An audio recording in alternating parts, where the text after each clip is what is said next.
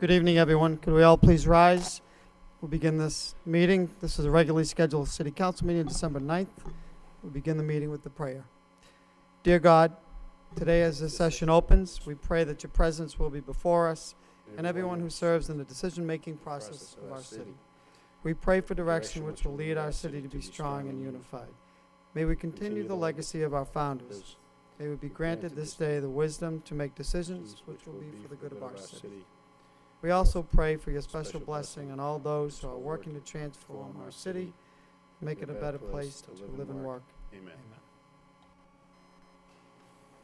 We all please salute the flag. I pledge allegiance To the flag of the United States of America, the republic for which it stands, one nation, under God, indivisible, with liberty and justice for all.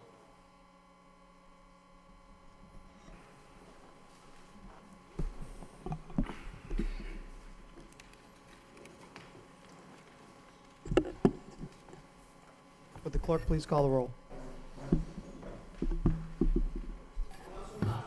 Here. Here. Here. Here. Here. Here. Here. Here. I'm present. Before we get into this evening's agenda, the chair would like to recognize Councilor Rita Mercia. Thank you, Mr. Mayor. I'd like to offer a moment's silence in darkened chamber for Imelda Downs. She was a longtime love of Dr. Joseph M. Downs, Jr., with whom she shared 25 years. For many years, she was a dedicated nursing assistant, having a passion for taking care of people. Councilor, microphone. Don. Okay.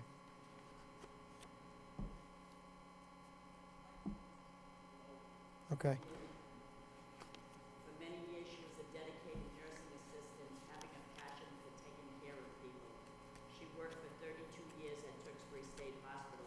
Even after her retirement, she returned to home health care to carry on her natural gift of caregiving. Imelda loved people and always loved to make them laugh. Imelda was very proud of her Irish heritage. Her roots being in Ireland led to many trips to her home to visit family and friends. In addition to her loving husband, Joe, she is survived by her son, Ronald, her daughter, Jennifer, her children, Brian Downs, Marsha Bird, Timmy Downs, John Downs, and attorney Joseph Downs, as well as several grandchildren. She was loved by many. To her family, relatives, and many friends, we offer our condolences. She will be truly missed. And I'd also like to offer a moment of silence in darkened chamber for William S. Topia, beloved husband of Patricia Topia, to whom he was married to for 54 years. Mr. Topia was born in Holyoke, Mass., and became the city mayor there at the age of 28 years old. Bill and his family of 5 children lived in Holyoke until 1976, when Bill was hired to become the city manager of Lowell. He served as city manager for 3.5 years. Bill was an enthusiastic participant in the political and business life of Lowell and served as mentor, confidant, and loyal friend to many. I was lucky to be one of them. He never avoided the difficult discussion and was honest with his opinion, and I can attest to that as well. He was a loving, generous, funny, big-hearted father and grandfather and was proud of the family that he and Patricia raised. Topia will be remembered for bringing computer giant Wang Laboratories to Lowell and the great relationship he had with Dr. Ann Wang, which resulted in the construction of 3 high-rise office buildings now known as Cross Point. Bill Topia was also a member of the Lowell School Committee, where he won and served 2 terms. Bill will also be remembered as the person who pushed for the Latin Lyceum program, which helps produce the city's top academic achievers. He was also a trustee for the Lowell Memorial Auditorium. Besides his devoted wife, Patricia, he leaves behind his 5 children, Alan, Ann, Kim, William Jr., and Tara, along with his 5 grandchildren. Tope was a remarkable individual who was deeply loved and respected, and he will be terribly missed. To his family, relatives, and many friends, We offer our condolences. May he rest in peace. God bless you, Bill Topia. Thank you. Thank you. Thank you, Councilor. Councilor Kennedy? Councilor Martin? Thank you, Mr. Mayor. Without repeating the words of Councilor Mercier, I had the opportunity, when I first came on the city council, Bill Topia was the city manager, and so I served for a good part of his tenure as city manager. And I think that for all of us, I think that his tenure those were golden years for the city, in which a lot of things happened on a lot of different fronts, all for the benefit of the city, and some of them were huge steps forward. And I think that while many people know that he served as city manager and served on the school committee, Bill Topia also had a tremendous influence behind the scenes for many years, and offered a lot of advice and counsel to myself and to many other people. And I think he was always very generous with his time and thoughtful with his advice. And I think the city owes a huge debt to Bill Topia for his time. He's one of the real good citizens of Lowell. Thank you, Councilor. Councilor Martin? Thank you, Mr. Mayor. I also wanted to recognize briefly Bill Topia's contributions to the city. I know he was very helpful to me personally, but also helpful to the work that he took very seriously about revitalizing cities. People have spoken about Wang Laboratories and the Wang Towers, but some of the money that came in for the grant for that project ended up being seed money to start the Lowell Development and Financial Corporation, which has paid great dividends for this city for generations now.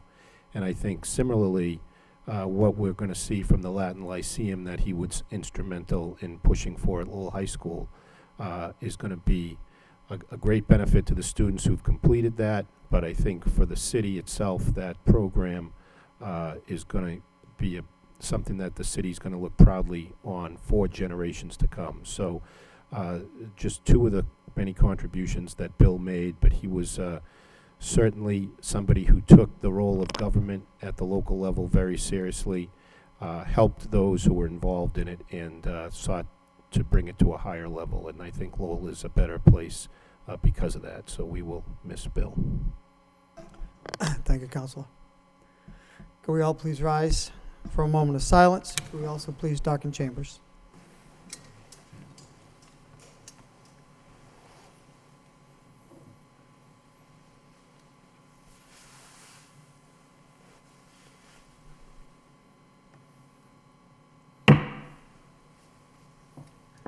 May they rest in peace.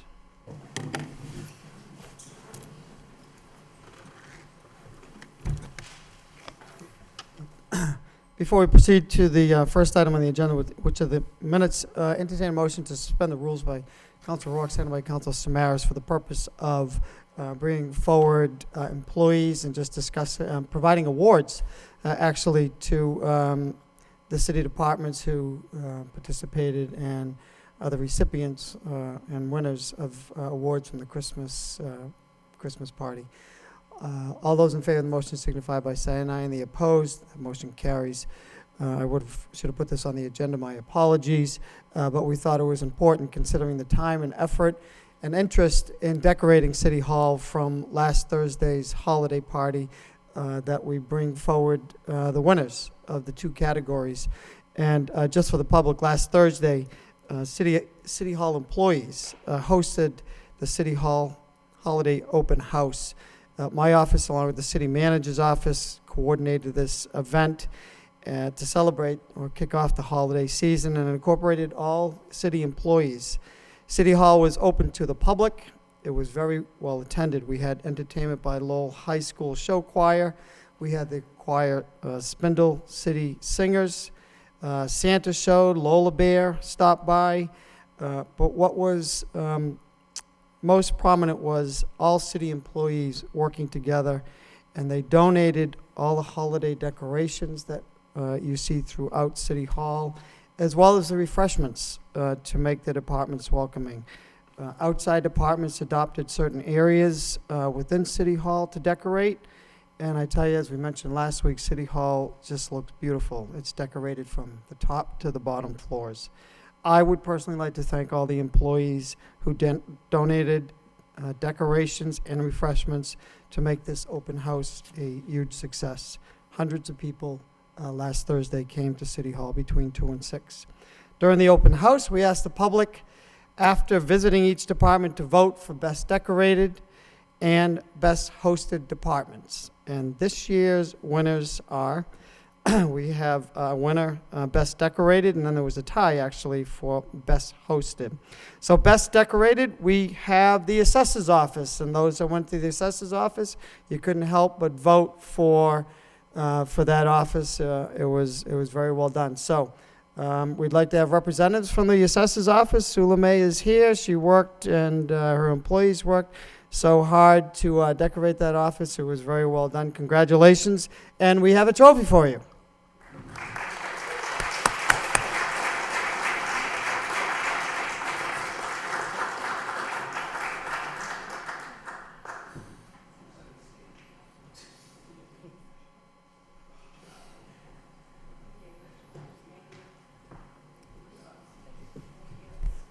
Want to say a few words? Well, first of all, I'd like to thank the mayor and the city manager's office for letting us do this. I'd like to thank the public for voting for us. I'd like to thank everyone that came to City Hall. It was wonderful. And I'd especially like to thank my staff because they were great. As soon as they heard about this competition, they just went to work, and we had a great, great time. And I think everyone enjoyed it. I think City Hall looks beautiful. I haven't seen it like this in the last 33 years, and I hope to see it, keep it going. Thank you very much.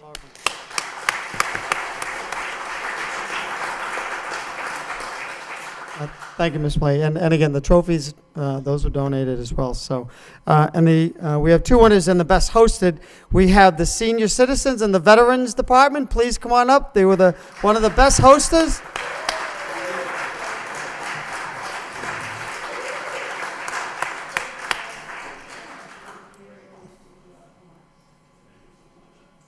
Say a few words.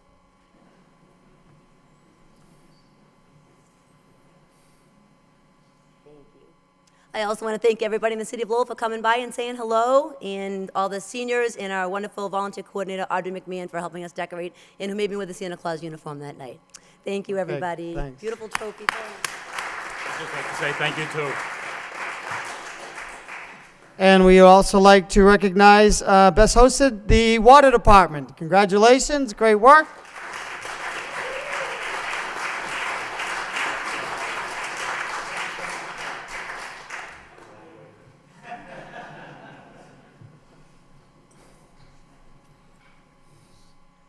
Yeah, I'll say something quick.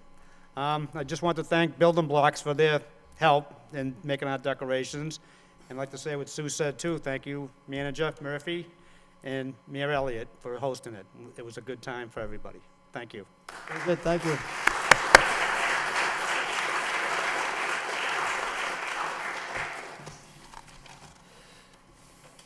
Mr. Manager?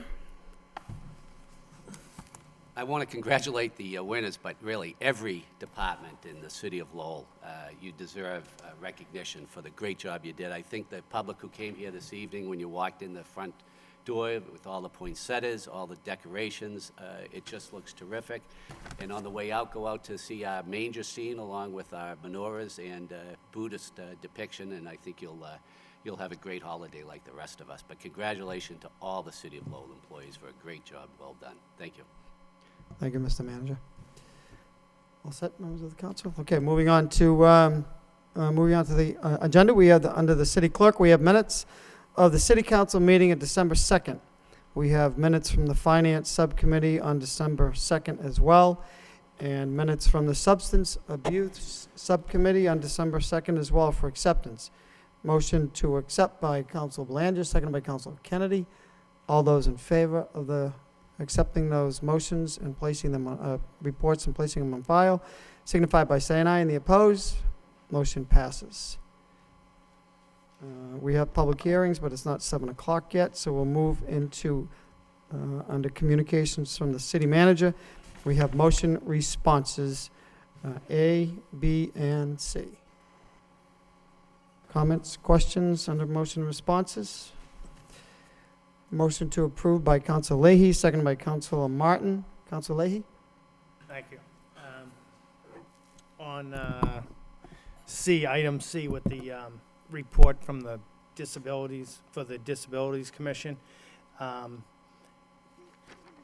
through you to the manager, I just didn't know, on some of these responses, I just didn't know if there was more of a timeline. The timelines were kind of general, so if you could just get back to us, I don't know if anybody's here, but just if we could get back on, I just don't like the generalities, so if we could, it's kind of, it's obviously it's an important issue, and we want to clear these up as quick as we can, so I just didn't see that in here, but, and then on one other note, I just wanted to say that I think the street department did a great job today with the salting, that from what I could see from the surrounding towns, we were right on top of it, and they deserve a lot of credit, so we had some safe streets this morning. Thank you. Further discussion on motion responses? Seeing none, motion was made and seconded by Council Leahy, seconded by Council Martin. All those in favor of accepting the report of progress and place on file signify by saying aye. And the opposed? Motion passes. Still under communications, we have a communication from the Planning Board, report and recommendation with respect to Chapter 290 Zoning Code of Ordinances, Section 6.1.10, Table of Dimensional Requirements of Off-Street Parking. There is a public hearing on this, so we'll just motion to delay until 7 o'clock by Council Milonazo, second by Councilor Mercia. All those in favor signify by saying aye, and the opposed. Motion carries. Moving on to Section 4, votes from the city manager. We have a vote. Authorize the city manager to execute an amendment to access agreement on 221.4 Jackson Street, parcel 17. I'll entertain a motion to waive the full reading by Councilor Rourke, seconded by Councilor Samaras. All those in favor signify by saying aye, and the opposed. That motion carries. Second reading by title, Commonwealth of Massachusetts City Law in City Council is a vote authorizing the city manager to execute an amendment for an additional 90 days for an access agreement at 221.4 Jackson Street, otherwise referred to in the City of Lowell form-based code as parcel 17. What is the wish of the body? Move to approve. Move to approve by Council Martin, seconded by Council Mercia. Roll call. Council Martin. Yes. Council Mercia. Yes. Council Milonazo. Yes. Council Rourke. Yes. Council Samaras. Yes. Council Belanger. Yes. Mayor Elliott. Yes. Council Kennedy. Yes. Council Leahy. Yes. It's 9 yeas. 9 yeas, motion passes. Moving on to orders from the city manager. We have an order for a 60-day trial at Merrimack Street. Motion to waive the full reading by Council Kennedy, seconded by Council Belanger. All those in favor signify by saying aye, and the opposed. Motion passes. The second reading by title, Commonwealth of Massachusetts City of Lowell in City Council. It's an order pursuant to Chapter 266 of the Code of Ordinances in the City of Lowell. Regulations, temporary traffic regulations are hereby implemented for a period of 60 days. Entertain a motion to approve by Council Martin, seconded by Council Leahy. Discussion? Roll call. Council Martin. Yes. Council Mercia. Yes. Council Milonazo. Yes. Council Rourke. Yes. Council Samaras. Yes. Council Belanger. Yes. Mayor Elliott. Yes. Council Kennedy. Yes. Council Leahy. Yes. It's 9 yeas. 9 yeas, still not 7 o'clock, so we'll move into reports. Subcommittee. We have a report from the Arts and Culture Subcommittee. Chairman Milonazo. Yes, thank you, Mr. Mayor. The Arts and Culture Subcommittee met this evening at 5 o'clock. Myself as chairman, Councilor Leahy and Councilor Mercia were in attendance. We also had Councilor Rourke. Actually, it was Councilor Rourke's motion that brought the subcommittee together. He asked the council to support the submission of an application to the Bloomberg Philanthropies Art Challenge grant. And I have to tell you that the presentation that we heard this evening was very impressive, put together in a very short period of time by Susan Halter, our executive director of COOL, and others involved in the arts community here in Lowell. We're putting together an application that will actually be submitted by December 15th. And just to give you an idea of how competitive it is, any community with a population of 30,000 and above can actually submit an application. And we were able to put the right people around the table, and they came up with a theme of Art Lab for Lowell, and we'll be applying for, I believe, a preliminary, hopefully to make the short list in January, but it's about $175,000 grant to actually have art out in the public area. We talked about lighting our smokestacks. We talked about having a film area out at the JFK Plaza, and basically having art be alive in downtown Lowell during the week of, I believe it's in February of 2016. So I want to thank the members of the subcommittee who voted to endorse the application, and I would move that we ask the City Council to do the same, to endorse the application that will be going in under the Bloomberg Philanthropies Art Challenge grant. And again, to thank and recognize Councilor Rourke, who brought this forward to the City Council. And that's my report of progress, Mr. Mayor. Thank you, Mr. Chairman. So motion by Council Milonazo, seconded by Council Rourke to recommend that we proceed with the proposal presented at the subcommittee. Further discussion? All those in favor signify by saying aye. Any opposed? Motion carries. The recommendation is adopted. Motion to accept the report as report of progress and place on file by Councilor Mercia, seconded by Councilor Martin. All those in favor signify by saying aye. Any opposed? Motion passes. The report is accepted and placed on file. Thank you. Moving on to the next, still under subcommittee reports, we have a report from the Transportation Subcommittee on December 9th. Chair would like to recognize Chairman Milonazo. Thank you, Mr. Mayor. The Transportation Subcommittee met this evening at 5:30. Members, Councilor Martin and Councilor Leahy, along with Mayor Elliott, Councilor Mercia, Councilor Belanger, Councilor Samaras, and City Manager Murphy were also in attendance. We had a presentation. The actual topic of the subcommittee was to deal with alternatives for the Father Morissette bike lanes.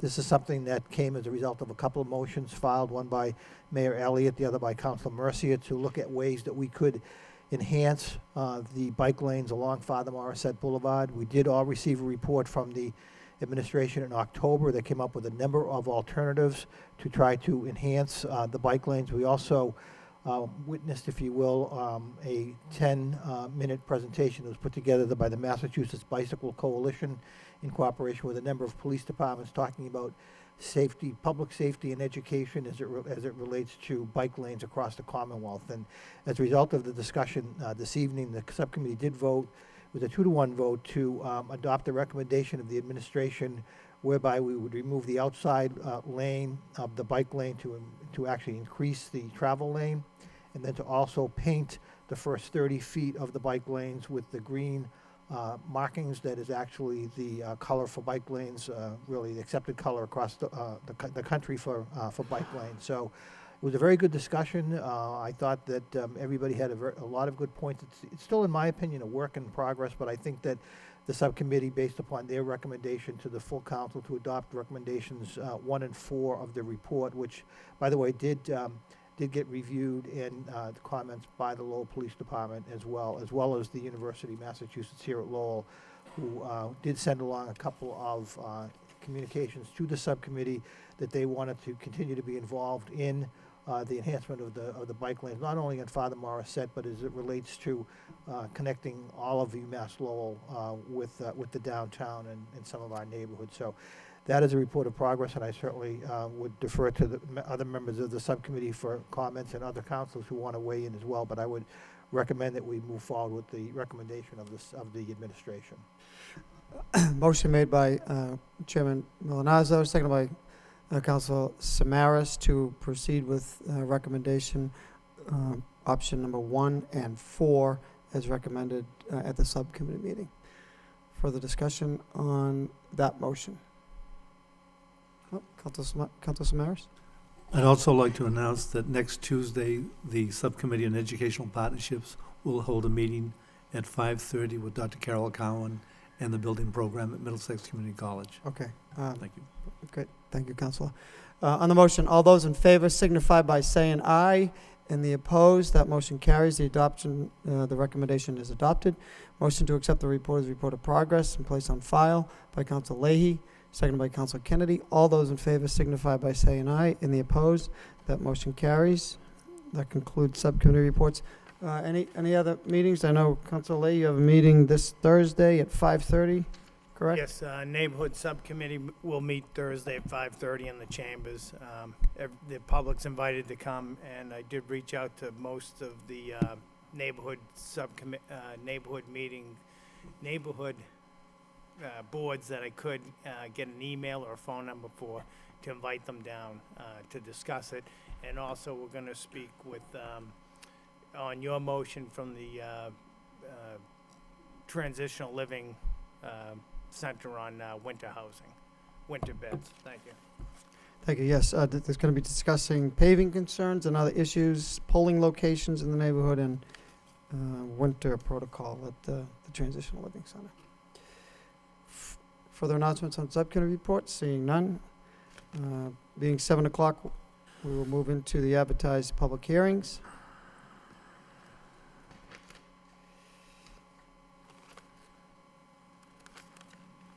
First general public hearing is an ordinance to amend Chapter 290 entitled Zoning by amending Section 6.1.10 Table of Dimensional Requirements.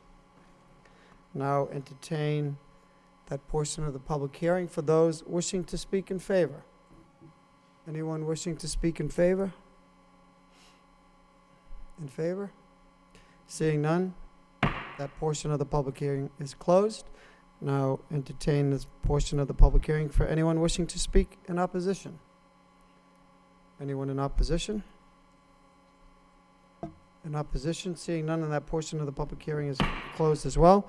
Entertain a motion to bring in the communication from the planning board, the report and recommendation with respect to amending Chapter 290 zoning of Code of Ordinances, Section 6.1.10, Table of Dimensional Requirements, by Council Milonazo, second by Council O'Rourke. All those in favor of accepting the report and placed on file signify by saying aye. In the opposed, that motion carries. What is the wish of the body? Move approval. Move approval by Councilor Mercia, second by Councilor Leahy. Discussion? Roll call. Counsel Martin. Yes. Counsel Mercia. Yes. Counsel Milonazo. Yes. Counsel Rourke. Yes. Counsel Samaras. Yes. Counsel Belanger. Yes. Mayor Elliott. Yes. Counsel Kennedy. Yes. Counsel Leahy. Yes. 9 yeas. 9 yeas. Ordinance passes. That concludes the public hearings. We will move back to the regular part of the agenda. Section 7 will go to petitions. We have one claim for property damage. Entertain a motion to refer to the Law Department for a report and recommendation by Council Kennedy, second by Council Belanger. All those in favor signify by saying aye. In the opposed, that motion passes. We have another petition. It's a miscellaneous petition by Rhonda LaCoy. Requests one handicap parking sign at 11 Cedar Street. Entertain a motion to refer to the traffic engineer by Council O'Rourke, seconded by Council Samaras. All those in favor signify by Mr. saying... Oh, before I proceed, Councilor Mercia. Thank you, Mr. Mayor. I'd like to amend that to include a 60-day trial and try to beat snowstorms, if we could. Okay, motion by Councilor Mercia, seconded by Council Milonazo to amend the original motion. All those in favor signify by saying aye. In the opposed, that motion passes. Motion as amended by Council O'Rourke, seconded by Council Samaras. To adopt as amended. All those signify by saying aye. In the opposed, that motion passes. Moving on to City Council motions. The first motion of the evening by Council O'Rourke. Request City Council name Lowell Water Utility Intake Center in honor of Thomas Golden Sr. Second by Council Samaras. Council O'Rourke. Thank you, Mr. Mayor. I know we have a couple of registered speakers, so I will be brief. Tom Golden Sr. Served Lowell for over 36 years. He did so with pride, dedication, and excellence. As the intake coordinator of the water department, he had one of the most important jobs in the city. He was in charge of clean water for Lowell citizens for well over 15 years. Naming the soon-to-be renovated intake center after Tom Golden Sr. would be a terrific reminder of the individual who worked so hard to make water department what it is today. Thank you. Thank you, Counselor. Mr. Clerk? Jerry Dunn.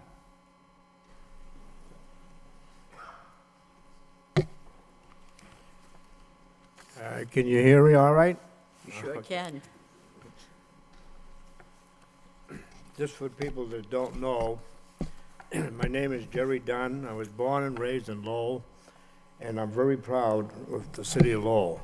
First of all, I'd like to say, I worked with Mr. Golden. I always call him Tommy because we were very close. For 30 years, he came up the hard time, from the ranks, from the bottom up to the top. We went through 7 city managers, Charlie Gallagher, Bill Topia, Johnson, Joe Telly, Brian Martin, and Bernie Lynch. His duty, Mr. Golden had the knowledge and understanding of safety, accept, and responsibility. His leadership, drive to get jobs done, ability to organize workloads, training his new employees, motivating people. He had super abilities, work habits, judgments, and he was very calm, over the grade of outstanding. I worked under his supervision for many years as a water foreman, assuming his responsibilities when he was not available. We entered sharing all delights and friends who have and always are awarded and been recognized as an outstanding work. Now, I'll just talk from my heart. First of all, Mr. Golden, there's not much I can say about the man. We were very close, and any time something happened, whether it was him or me, we stuck together. I just want to say one thing before I depart.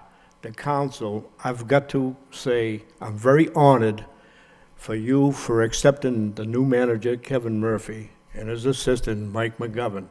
You people choose the right person. Let me tell you what happened 2 weeks ago. You had a major break. Well, it wasn't a break, a contract that happened to hit one of your main lines, a 20-inch line on Bridge Street.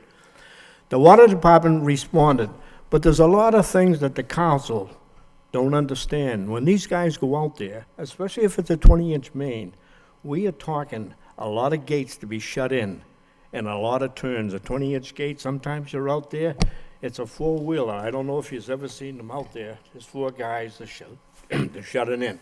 Sometimes you encounter a problem. The gate might stay down. It's broken.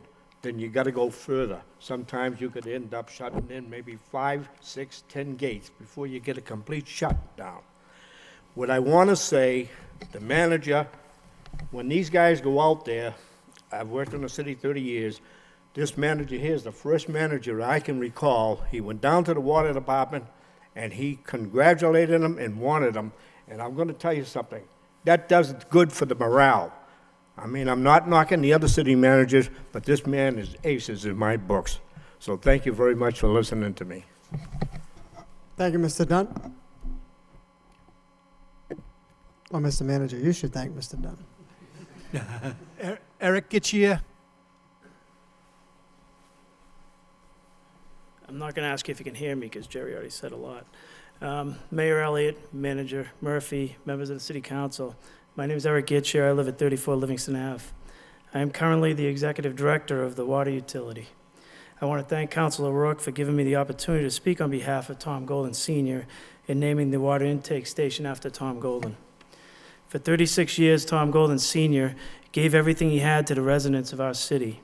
Tom started his career as a laborer in the water department and finished his career 36 years later as the superintendent of distribution. Tom was a person who led by example. He didn't believe in sick time. He went to work. He didn't believe in being on vacation, not answering his phone. Trust me, we called him. Tom would put on his boots at 2 a.m. on the coldest days of the year. No matter how long the job took, Tom was there. Tom had a heart attack on the job and came back to work after heart surgery. Tom told us young guys, and anyone who would listen, that his heart was rebuilt for another 30 years of work for the city. He pushed his work ethic on everyone who had the opportunity to work for him and made all of us better in life. Tom loved his family and would brag about his 4 children, Karen, Lee, Mary Beth, and Tom, every chance he had. There are so many stories I could tell all of you about Tom Golden Sr. that would account for his dedication and service to the city of Lowell, but a short speech could never do Tom Golden Sr. justice. There is a quote from William Arthur Ward that sums up who Tom Golden Sr. was to all of us who worked for him. Teaching is more than imparting knowledge. It is inspiring change. Learning is more than absorbing facts. It is acquiring understanding. Tom inspired all of us. Tom gave us the understanding of what it meant to be a municipal employee through his leadership and dedication to the city. Thank you for giving me the opportunity to speak in favor of naming the intake station after Tom Golden Sr. I would like to ask all of you councilors to support Councilor Rook's motion. Thank you, Councilor Rook. Thank you, Mr. Getchia. That's all the registered speakers we have. Councilor Mercia. Thank you, Mr. Mayor. I want to congratulate my colleague, Danny Rourke, for this tremendous motion. I wish that I had presented it myself because I did know Tom Golden Sr., a remarkable individual. Jerry Dunn said it all. I knew they were very good friends, but he knew his craft. He knew his profession, and it was a credit to the whole water department in that, picture it, pipes usually don't break in the summer. They wait for the coldest day in winter to do that. I remember Teddy Oxton years ago on the water department as well. While we're safe and sound and warm in our beds, these are the city employees. It's not a very lovely, profession, but they get up and out in the cold. While we're snug and warm, they're out freezing to death, repairing those pipes so that residents can have water flowing in the morning. We take these things for granted. We really don't realize there are tremendous workers in this city that do yeoman's work. Tom Golden was one of them, and I'm very honored to be able to support this motion. I know you heard 2 speakers. We could have filled this room with people that knew this man, Tom Golden, and I say a gentleman by far. And I just wanted to say that. Thank you. Thank you, Councilor. Well put. I think you speak for all of us. Further discussion? Roll call on this, Councilor? Roll call. Councilor Martin. Yes. Councilor Mercia. Yes. Councilor Milonazo. Yes. Councilor Rourke. Yes. Councilor Samaras. Yes. Councilor Belanger. Yes. Mayor Elliott. Yes. Councilor Kennedy. Yes. Councilor Leahy. Yes. It's 9 yeas. Thank you very much. Congratulations. Moving on to the next motion of the evening. Next motion is by Council Mercia. Request City Council go on record in support of resolution of city-state divestment from fossil fuels, and by requesting that the city review their portfolios in order to identify any investment, whether direct or indirect, that include holdings in fossil fuel companies, and ask the city solicitor to draw up a resolution for the proper vote. Second by Council Rourke. Councilor Mercia. I think I have a choice to either speak or allow people to speak, and in this particular case, I have something to say, but I'd like to divert the floor to the people that are here to speak. Okay. Mr. Clerk, there are registered speakers. There are Jay Mason. Good evening. My name is Jay Mason. I reside at 77 Tyler Park. Mr. Manager, Lowell City Councilors, I'd like to thank you for hearing this motion. I'd also like to thank Councilor Rita Mercier for bringing this motion to the floor. The Environmental Group 350 MA of Greater Lowell is here tonight to help advance a resolution with environmental benefit to Lowell and our region.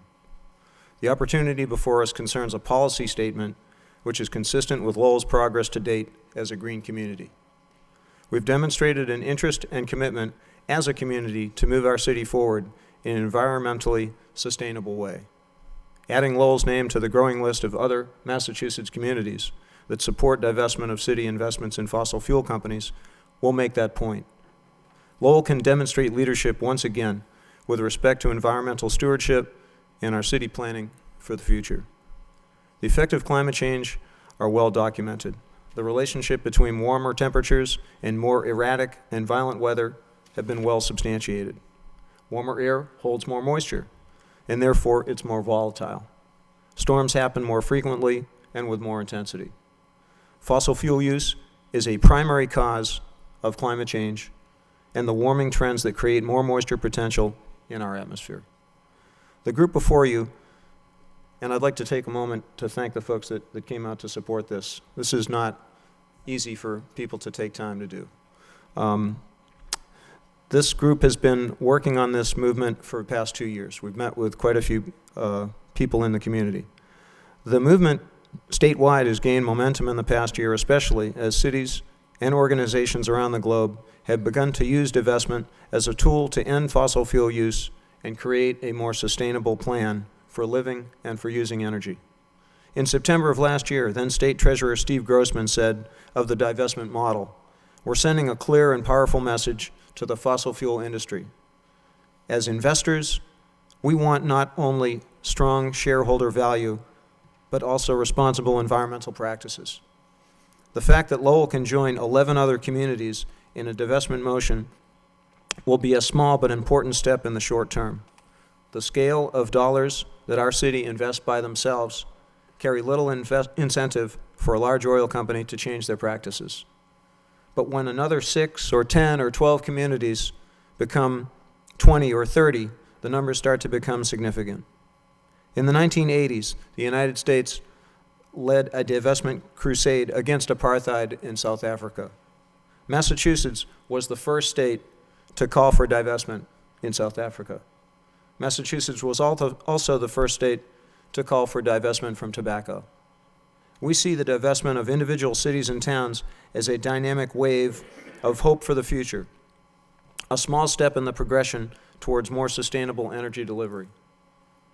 When enough communities join in this wave, the state will ask the pension fund to divest, and Massachusetts will once again lead the nation with a divestment policy that will become a model for change.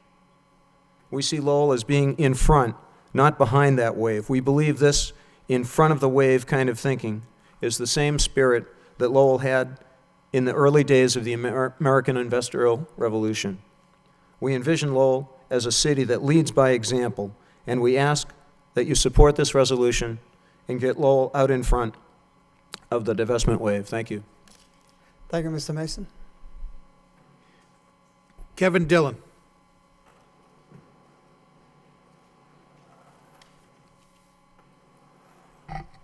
Hi, I'm Kevin Dillon. I reside at 34 Hamden Street. I'd also like to thank Councilor Mercier for bringing the motion forward, and thank you to everyone else for allowing me to speak tonight. I had short notice that I was going to be speaking this evening, so I started thinking about what I was going to say last night, and there were so many things that I wanted to talk about regarding divestment. Jay Mason and I have had countless meetings with state legislators, including the state treasurer's office, discussing topics of divestment. There are so many reasons that divestment is a good choice, but the legislators all had one common concern. They were all concerned about the economic feasibility of divestment. My natural resource economics professor at the University of Massachusetts Amherst has been doing tons of research in this area, and he has reason to believe that fossil fuels will be a bad investment and only get worse with time.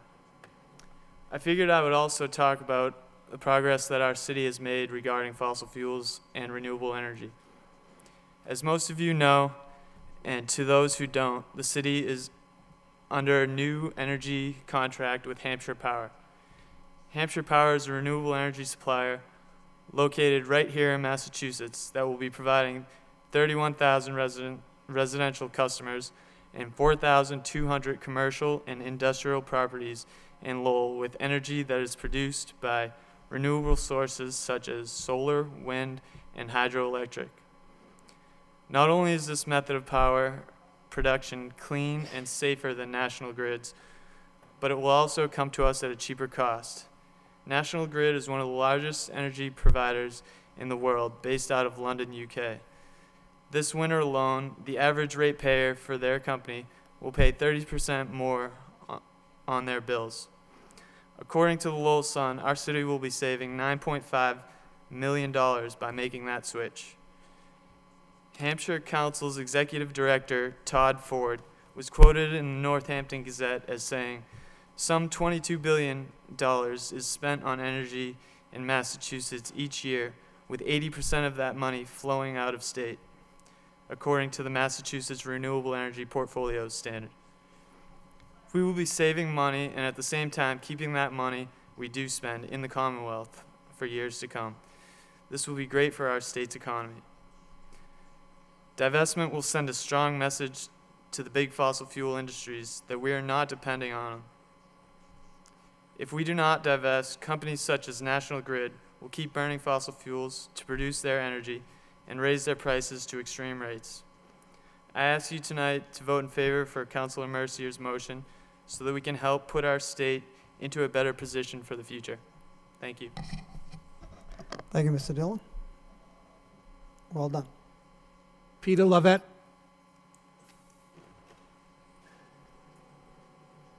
Hi, I'm Peter Lovett. I live at 36 Perkins Street in Lowell. Thank you, Mr. Manager, Mr. Mayor, councilors. Thank you, Rita Mercier, for sponsoring this resolution. Tonight I'm here to reflect the hunger of my faith community. I'm a pastor at Christ Church United next to Immaculate Conception.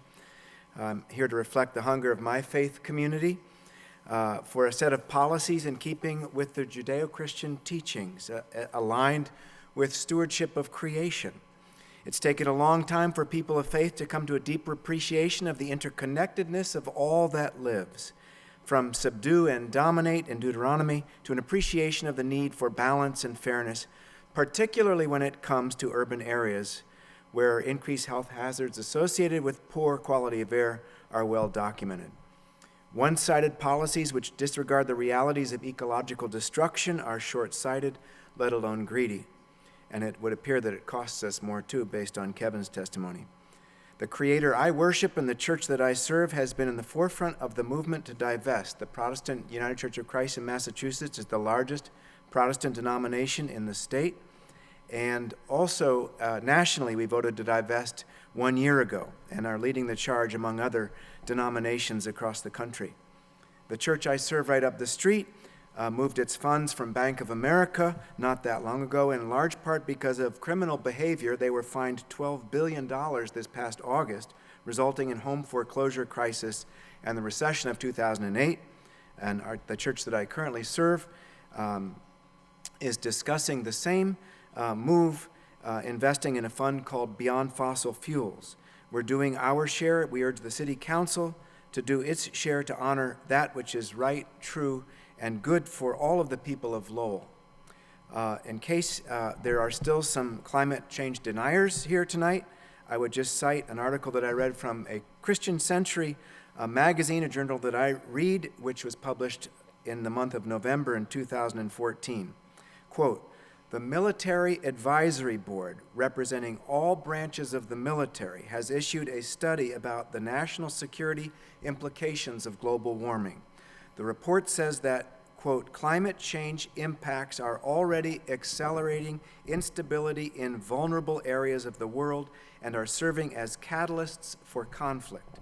The board calls for coordinated and well-executed actions to limit heat-trapping gases and increase resilience to help prevent and protect against the worst projected climate change impacts." This is from Forbes magazine, November 2014. So the facts are clear. We are, as Jay Mason says, a leader. Let's continue that trend and vote to support Councilwoman Mercier's resolution. Thank you. Thank you, Mr. Lovett. Derek Palat.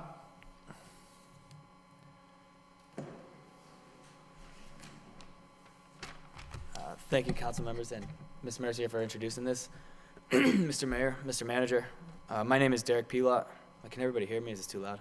All My name's Derek Pelot. I've been a Lowell resident for 6 years while I completed my master's in mechanical engineering at UML. I'd like to read 2 parts from the resolution that are really the premise for my view on divestment.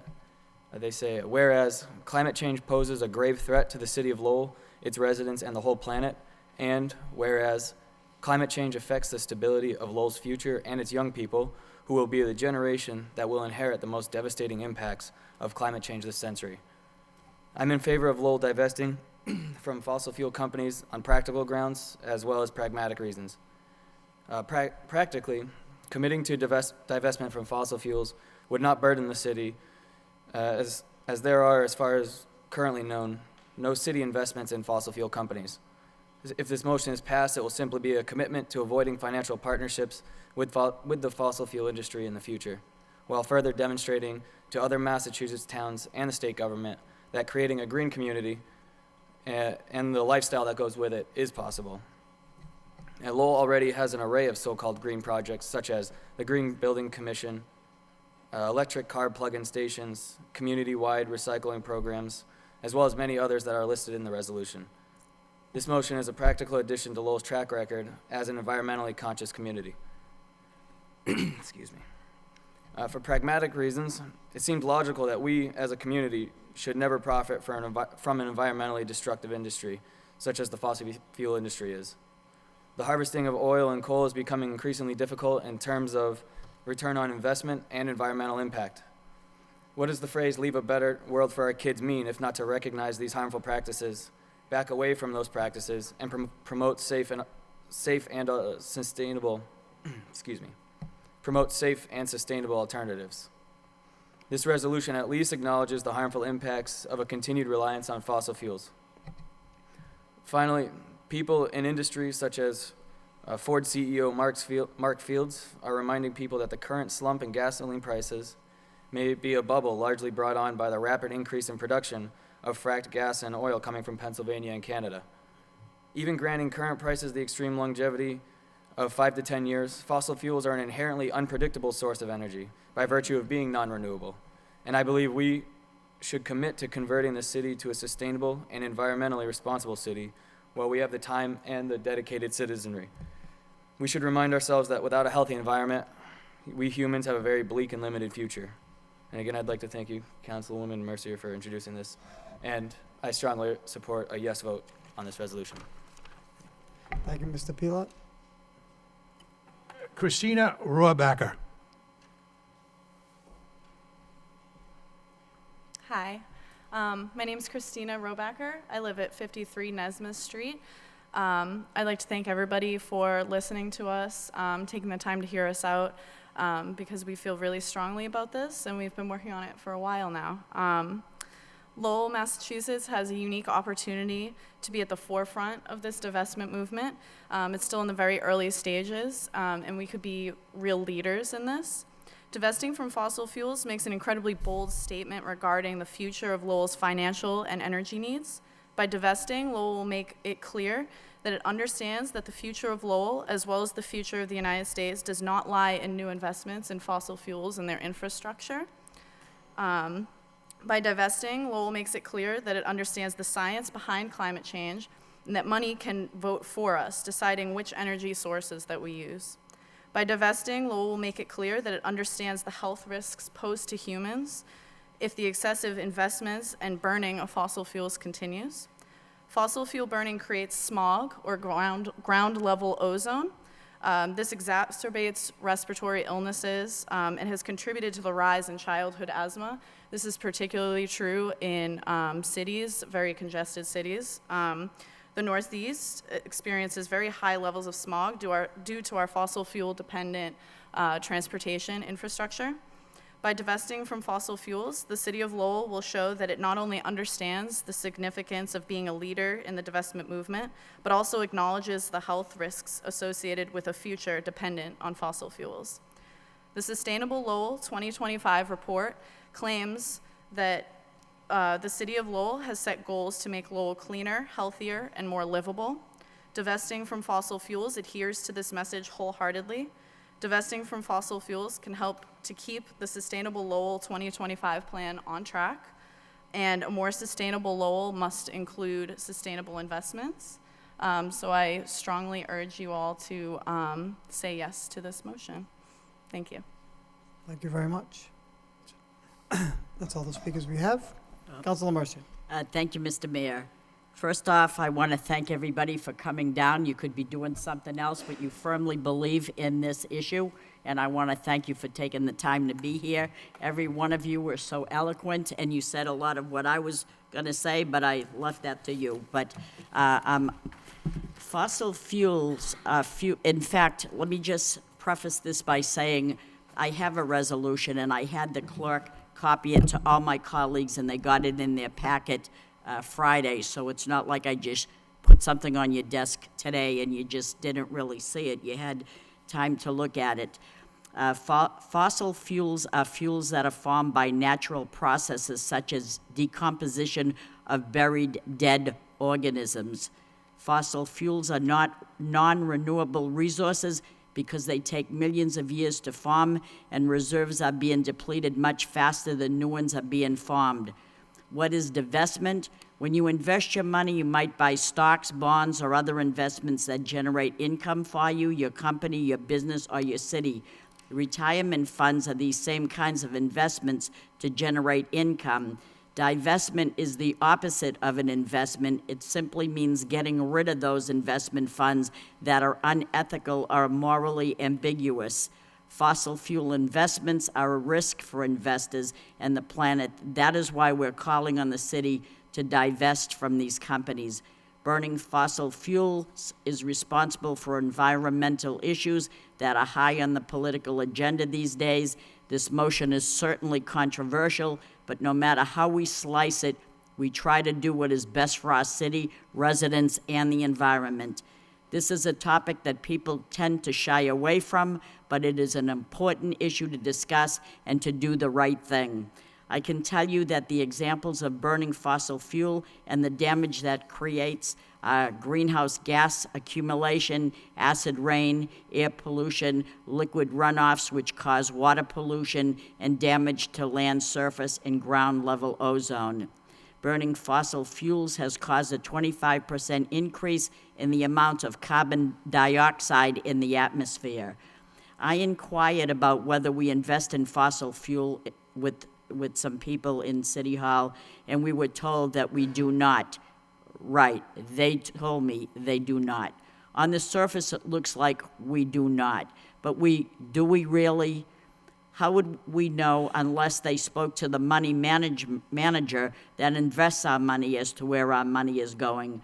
The retirement must know who makes the call on what to invest in. So simply put, make the call and relay our message: no fossil fuel investment. Divestment from fossil fuel is the right thing to do. And so I strongly believed in what those people that came to the podium said, and I felt strongly that I'm bringing their message forward, and I think this is my duty as a citizen and a city councilor to investigate and to form this resolution. And I did ask the city clerk to as well give a copy to the city solicitor. So if my colleagues have any comments, I'd be willing to listen.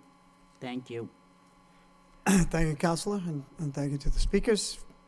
Further discussion on this motion? Council Martin. Thank you, Mr. Mayor. I too want to thank the people that took time to come down and speak to us tonight. But I don't support this motion. I mean, I think a lot of the points I'm going to make have been made, and I'd just like to emphasize some of them. First, we have no investments.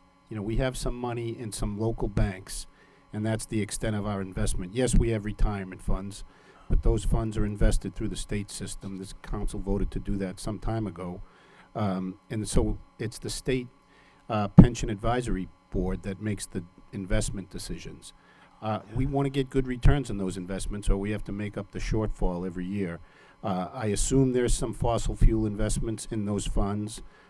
If those folks who make those decisions decide they're not good investments because of the price of oil or whatever, I think we'll gladly go along with those decisions. We have been for some time, and our portfolio has been performing pretty well since 2008. So there are no investments that we even have to talk about here. Secondly, as far as doing sustainable things for the environment, we are doing our part here, and some of those things we've been doing have been pointed out. The energy aggregation contract that we signed and revisited just a short time ago continues to pay dividends. The Amoresco projects, the solar fields, the efficient boilers, all the energy efficiency improvements that we've made are bearing fruit, and they're showing our commitment both to sound fiscal management, sound environmental management. Those are decisions that actually matter, that we make here on a week-to-week and month-to-month basis. This vote is a purely symbolic vote. As Councilor Mercia said, it can be viewed to be controversial in some circles, and for that reason, I think we should just be avoiding. I think we should jealously guard our responsibility here to make decisions about things that matter for this city.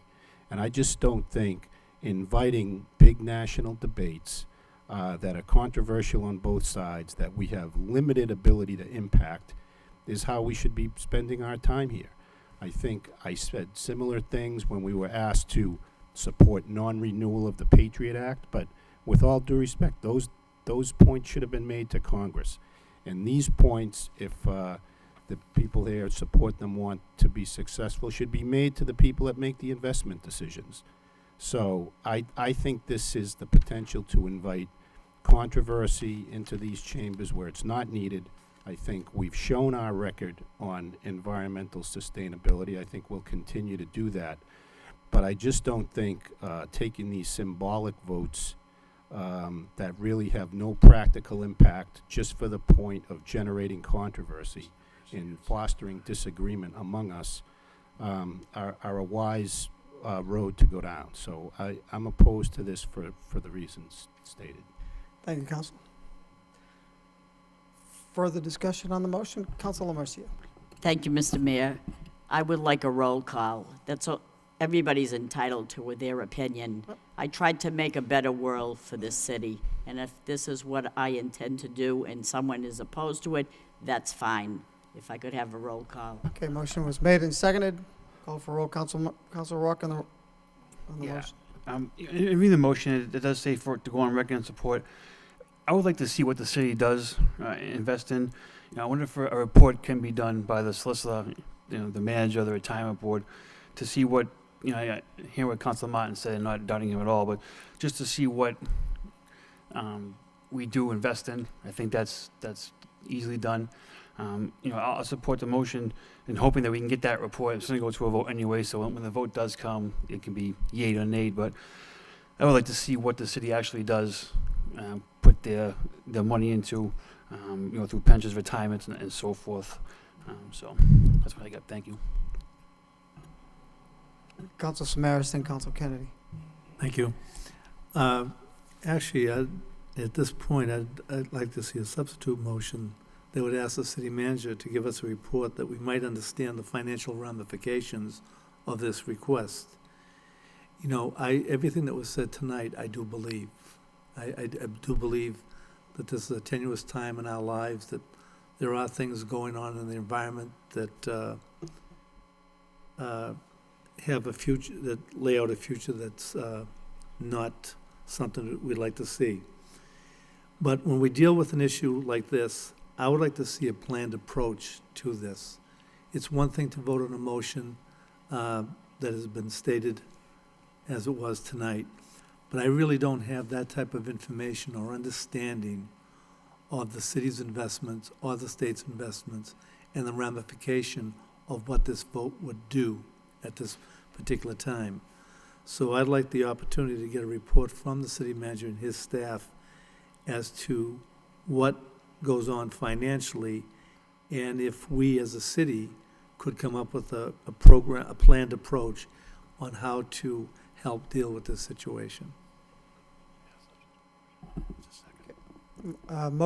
Substitute motion by Councilor Samaras to request a report on the financial implication. And a planned approach to, once the information is given to us, how can we as a city deal with this situation. So financial implication of any investments that may include fossil fuel? Correct. Okay. Second on the substitute motion? Second? No second? Substitute fails. Council Rourke? Yeah, I think that, the points made here tonight were valid and important. It is, I think it's an important vote for the city to take.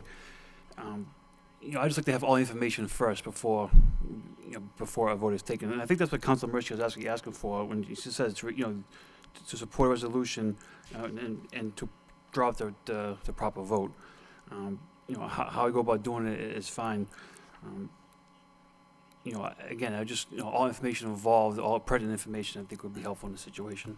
Okay, Chair recognizes Councilor Kennedy. My apologies. Mr. Mayor, do we have a second to the substitute motion? There was no second to the substitute I'll motion. second the substitute motion. Second on the substitute. Councilor Kennedy? Well, the substitute motion on the motion, I think that I've heard people joke in the past about Cambridge, Massachusetts, and the joke would be that Cambridge is the only community in the United States that has its own foreign policy. And they do that because I think there are times when the Cambridge City Council takes up matters that are beyond its scope, really.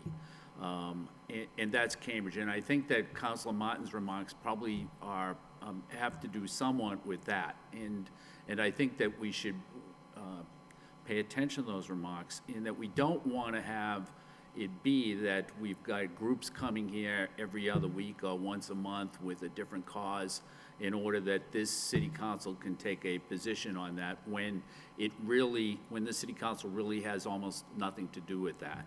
However, in this instance, I think this is an issue that everybody has a position on, and I think that what the group that's come before us with the 5 or 6 speakers, what they're really looking for is for some momentum. And they've got about 12 communities that have supported a similar resolution, and they're looking for Lowell to be the 13th or the 14th or the 12th or whatever it is. But I believe that they have about a dozen communities. And I guess I think that, if we're going to be serious about fossil fuels and the future of fossil fuels, then maybe we should be taking a position on this one. But I do think that it's probably prudent.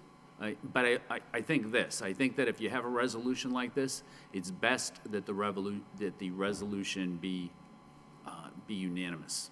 And so I support the substitute motion because I think that it might be prudent and more thoughtful to step back and just take a look at what the impact is for this city and then go ahead. And I think the impact is probably going to be minimal. And so I guess I think the real issue for this city council is, are we going to start supporting these types of issues? Or is this going to be the lone exception? And I would suggest that probably it's important that if we do support this, that this one be the lone exception. And so for that reason, I support the substitute motion. I'd like to hear what the administration has on it. And it probably, we have a resolution that was drawn up, but I would be more comfortable with a resolution that was at least reviewed by the law department in order to make sure that it's proper to form. And so I understand that Councilor Mercier has given a copy of the resolution that was drawn up to the law department, but that's not quite the same as having the law department review that. And I think it's probably worth all of our whiles, and it makes and it's thoughtful if we just take a little time on this issue rather than to vote it this evening. Thank you, Council. Further discussion on this substitute motion. Councilor Mercier? Mr. Mayor, I don't have a problem with reviewing it and studying it a little bit further and referring it to the law department to have her look at it and, make sure that some of my doubting colleagues come back with knowing where they stand on it one way or another. But I thought that where we have a green energy committee, do we not have a commission on green energy? We're always looking to Amoresco for different savings and clean energy. I thought this was the ideal motion to make in support of that. I don't know why we say we don't want to get involved with it when the topic and the aim and the goal is to try to have renewable energy that is clean and for the good of the city and the good of our future. And so, I mean, I think it is important. It's our life. I think it is an important issue, but if people want to study it further, that's fine. I don't have a problem with that. Council Kennedy? You know, Mr. Mayor, I think that Councilor Mercier makes a good point, and maybe that is why, maybe that is what makes this resolution a little more special than other resolutions that could come before the city council for other matters that maybe the city shouldn't be involved with. And so for that reason, it's probably good to look at it. But I think she does make a good point. The city has taken a position and action as far as energy goes in other matters, and so, you know, maybe that's the reason that we should be supporting this as well. Thank you, Council. Council Samaras? Thank you. Yes, Councilor Mercier did make some good statements.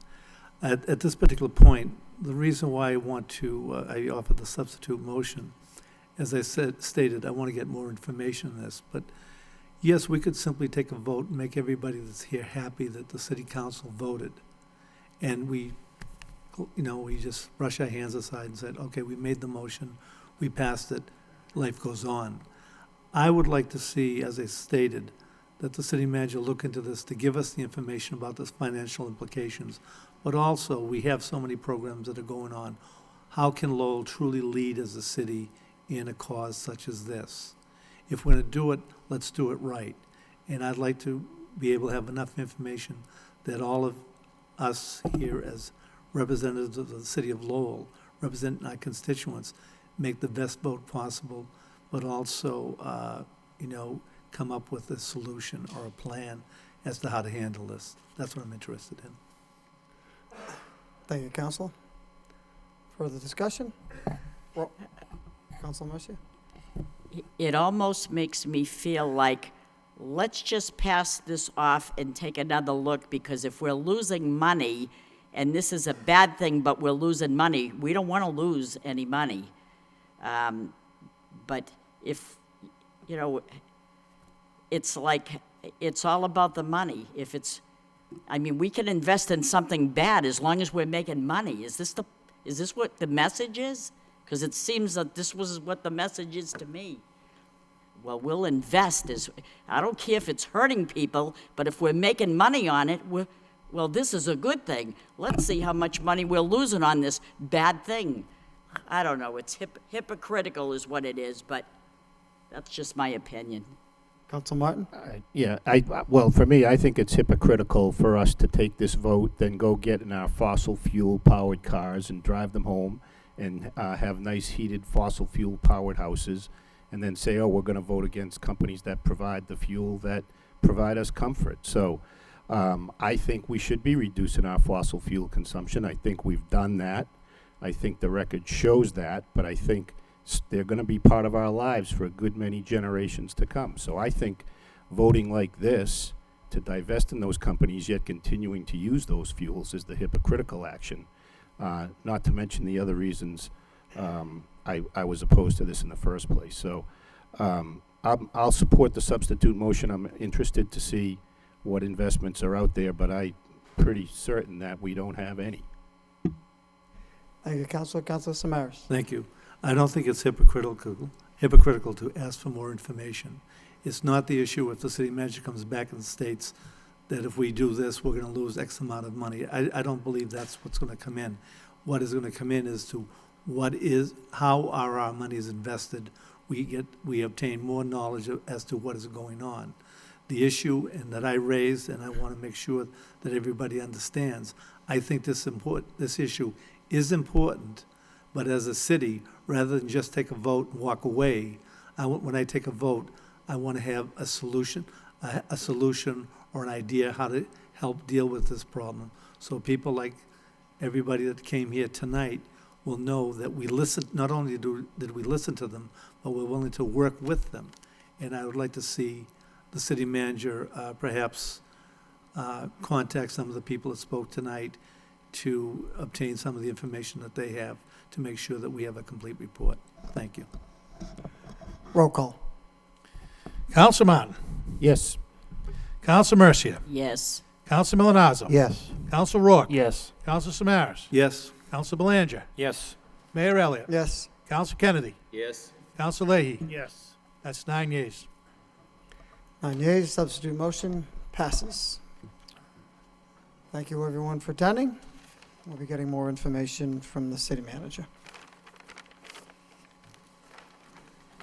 Moving on to the next motion of the evening by Council Samaras, requests city manager have Division of Planning and Development formulate a strategy to redevelop the land at the corner of Market, Cabot, and Merrimack Street, which is the former site of the Jeanne d'Arc Credit Union. Seconded by Council Leahy. Council Samaras. Thank you, Mayor Elliott. I'd also like to include in this motion the entire corridor from the Smith Baker Center through to the university. I'm simply asking that the Department of Planning and Development to work with the neighborhood groups, the business people, and the university to look at issues such as zoning and other issues that either help or hinder a development that could allow this area to reach its fullest value or of importance. When we think of Route 38, some of the issues that have happened and the discussions that have taken place in the previous city council and the present city council over Route 38 zoning and other situations, I think this corridor is going to become very important to the life of the city of Lowell. And we have a great opportunity here, so I would like to see that the planning department could look at this, work with the business groups and other groups, as I stated, neighborhood groups and the university, to talk about its potential. I'm not asking that the city tell anybody what to do, but I think as city councilors, the more information we know about this, the better we handle this whole corridor, the better this will help in the future development of business in Lowell. Thank you. Right, thank you, Council. Council Kennedy? Thank you, Mr. Mayor. I think this is an excellent motion. I think that it is certainly worthwhile to look at connecting what the university has done up at the old St. Joseph's Hospital site with the downtown. And if we can do that through, you know, those lights like we have downtown and that type of thing along the Merrimack Street corridor, I think that would be just an excellent thing to do. And there might be other ways to do it so that there isn't, so that the students that at UMass Lowell don't consider that that senior student center up there is remote or different from the central business district.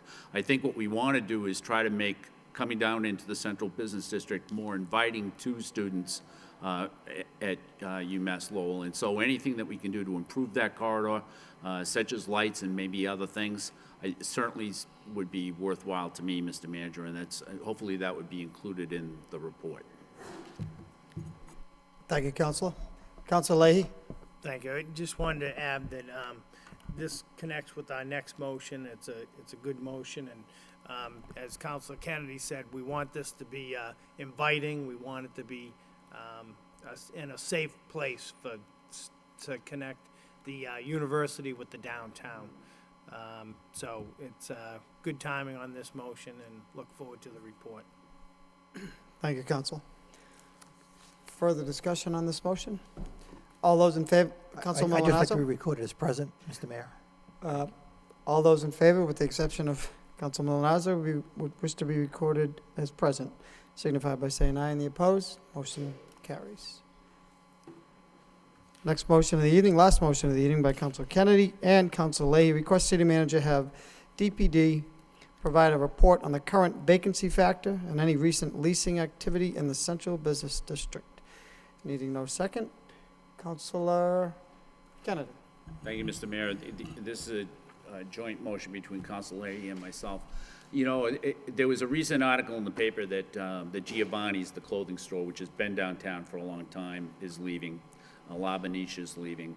I just think that and motions like this have been before the city council for a while now, and I think it's important that the city council and the administration monitor exactly what's going on downtown.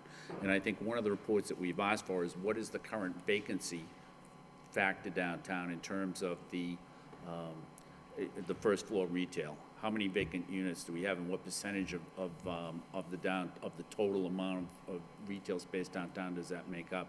I think it would be good to look at that, and that's one of the things that this report asks for. One thing, Mr. Manager, that interested me is a comment made by the guy that the proprietor of Giovanni's. What he said was that the last straw for him was when we made the roads two ways.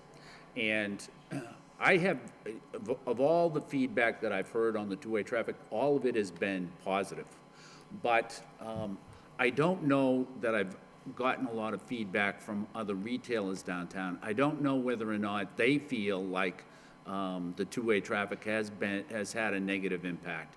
And I think it's probably worthwhile to take a survey down there and see, now that we've had the two-way traffic since August, might be worthwhile to take a survey down there and see just whether or not it has had a negative impact or not. And so that should be included in the report as well. Council Leahy? Thank you. When we, Councilor Kennedy and I discussed this motion to put it on, the main thing that struck me is being on the council now for, say, 2 full years, what I'd like to see happen, and I don't know, I guess we've had a lot of change over there. Well, we had some change, so, but I'm surprised that we don't get some semi-annual reports or annual reports on, to keep the council informed on what they're working on, where we're going, what the direction is. So there are, plenty of businesses around here in the central business district and a little bit outside that we've been concerned with for the last few years.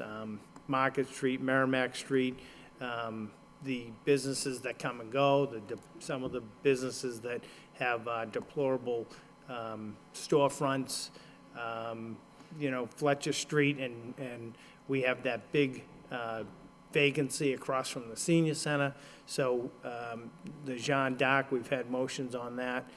So I'd like to also include that we could ask the DPD to have a semi-annual report to the council, just to let us know what they're working on, how the progress is going, and just so we're all updated. Every day we must get 10 questions on what's happening with this location and where we're going with this location.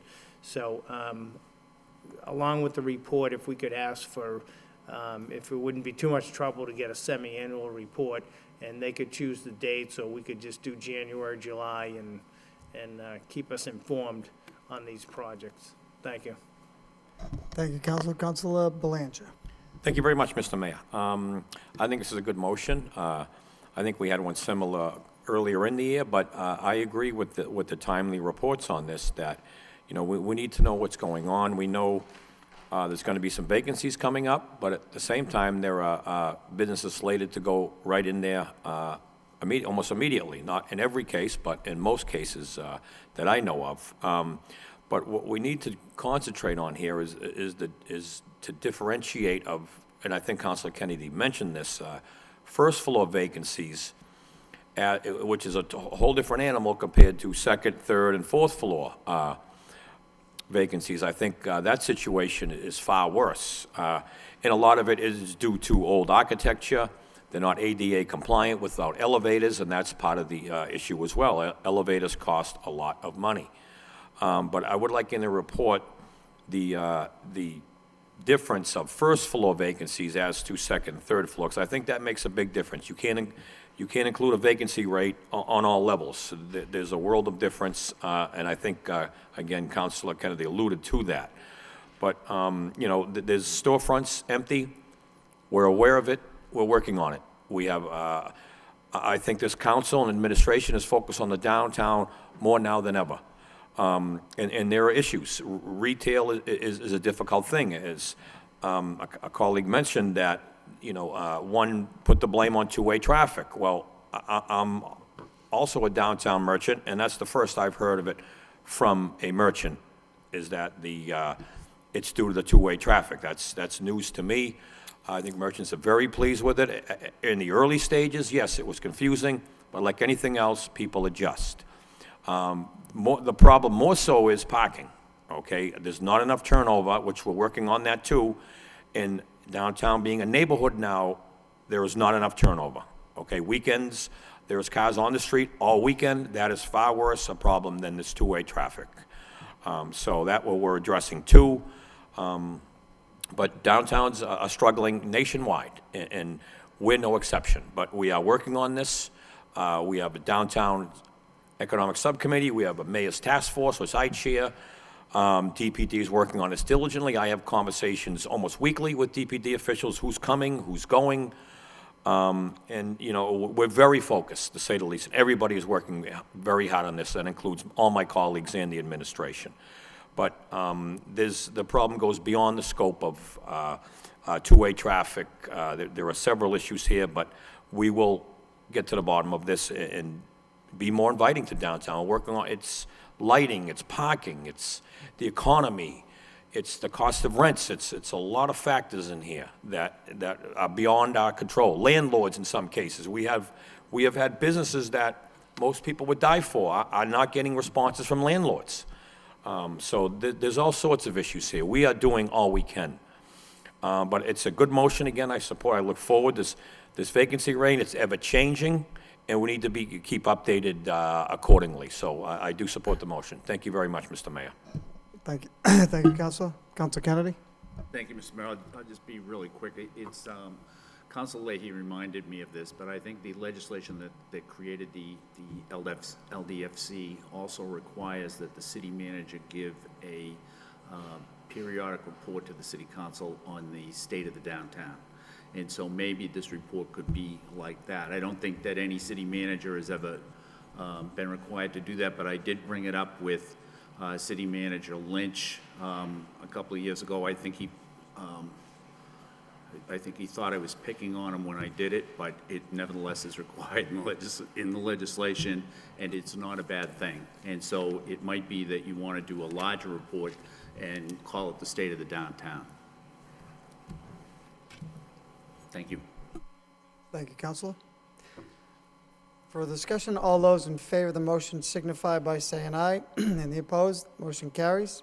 Councilor Mercia? Yes, thank you, Mr. Mayor. Since we're ready to adjourn, if I could just suspend the rules and say two things rather briefly before we leave. Motion to suspend the rules. The purpose of the motion to suspend the rules by Councilor Mercia, seconded by Councilor Milonazo. All those in favor Yes. signify by saying aye. And the opposed. And the purpose of the suspension?